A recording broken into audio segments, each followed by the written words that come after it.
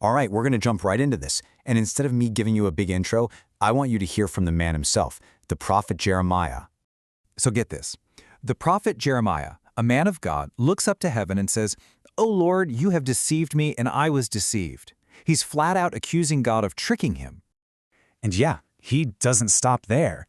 He then basically asks God, are you going to be like a mirage for me? You know, like one of those streams in the desert that promises water, but when you finally get there, it's just dry sand?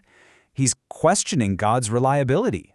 Then, and this one is, wow, it's really shocking, he prays for these horrible things to happen to the people who are persecuting him. Not just them, but their children, their entire families.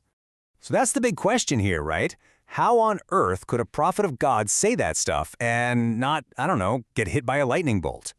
Well, the answer is probably not what you're thinking, and it opens up this whole other side of faith that most of us miss.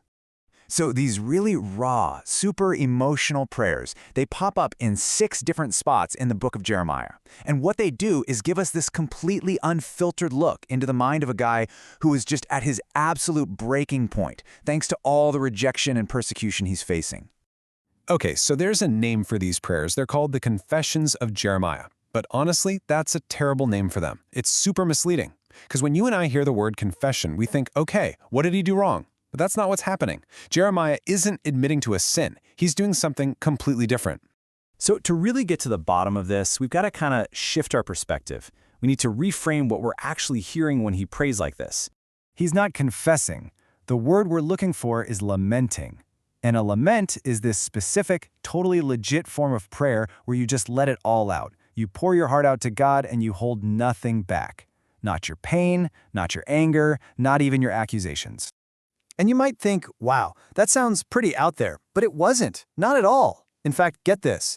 Almost a third of the entire book of Psalms, the official songbook for ancient Israel, are laments. That just goes to show you that showing up with your grief and your complaints wasn't weird. It was a normal, accepted part of how they worship God.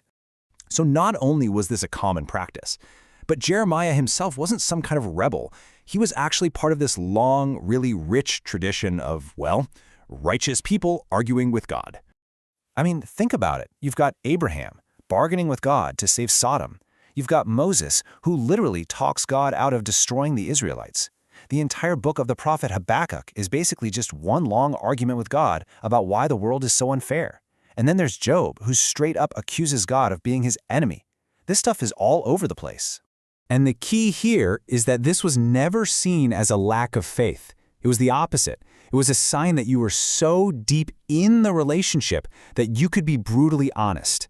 It's about wrestling through your doubts and your pain with God, not walking away from him. Okay, so why is this kind of prayer not just something God puts up with, but something that's actually valuable? A really great way to understand this is to think about it like music. When we think about worship today, we're really good at the major keys, the happy songs, right? The songs of praise and celebration. But what the laments do is they teach us how to worship in the minor keys.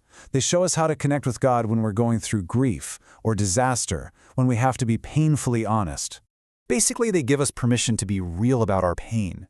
They're like a biblical blueprint for worshiping God through a disaster, not just trying to ignore it and get past it. It's a way to stay connected to God when faking a smile just feels like a complete lie. And this whole tradition, this honest, raw kind of prayer, it doesn't just stop with the Old Testament. No way. It actually keeps going, and it hits this incredibly powerful climax in the New Testament. Think about Jesus on the cross, that famous, agonizing cry, my God, why have you forsaken me?" That's not just him speaking off the cuff. He is quoting, word for word, the opening line of Psalm 22. And Psalm 22 is one of the most gut-wrenching laments in the entire Bible. And that right there, that is the ultimate verdict on this kind of prayer. In the darkest moment imaginable, Jesus doesn't go silent and turn away from God. He turns toward God with this raw, honest, painful cry. And that proves it. Lament isn't a failure of faith. It's one of the strongest, most resilient expressions of faith you can have. So at the end of the day, Jeremiah's shocking prayers actually give us a roadmap for a more honest kind of faith. They show us that it's okay to pour out your heart, to argue your case with God, to wrestle with your faith instead of running away from it. And that's not a sign of weakness. It's an incredibly powerful tool for getting through the tough stuff in life. And that really leaves us with one final thought to chew on. What if the most authentic, the most resilient faith isn't about having all the perfect, polished words to say? What if it's really just about having the guts to show up exactly as you are and bring your real, messy, even angry self straight to God?